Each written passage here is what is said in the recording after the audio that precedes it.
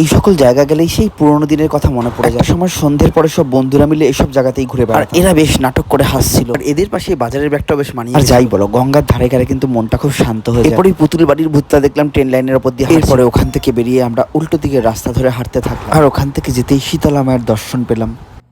এটা কোনো বাড়ির ভিতরেই কোনো মূর্তি হবে, কি সুন্দর মন্দিরটা। এরপরে আমাদের বাগবাজারের রাস্তা ধরে আমরা চললাম আমাদের বাড়ির পথে।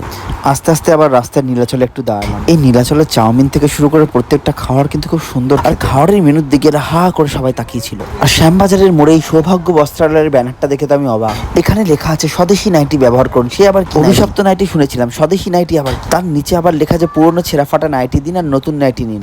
জীবনে প্রথম দেখলাম এরকম এক্সচেঞ্জ অফার। এরপরে আমরা ফিরে এলাম বাড়িতে, আর এখানে বসে বিদেশ ফেরত সব সিঙ্গারেরা গান। সামনেই আছে এদের বিরাট প্রোগ্রাম। গানের প্র্যাকটিস করছে না, স্পন্দন ক্লাবে গাইবে।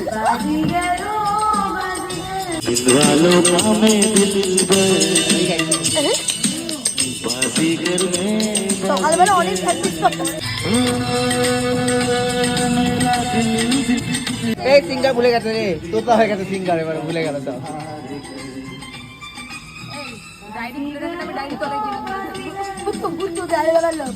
चुपके से आँखों के रस्ते तू मेरे दिल में समाया, चाहत का जादू जगा मुझको दीवाना बनाया।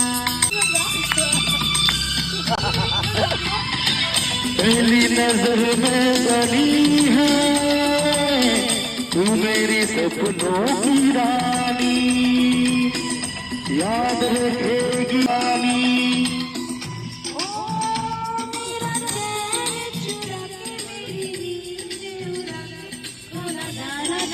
তো এখানে আমরা গান শুনতে শুনতে বসেছিলাম, আর হট করে দেখলাম কাজল দা আবার একটা কোল্ড ড্রিঙ্কস নিয়ে চলে এলো। তো গান শুনতে শুনতে আমরা সবাই মিলে কোল্ড ড্রিঙ্কস খাচ্ছিলাম।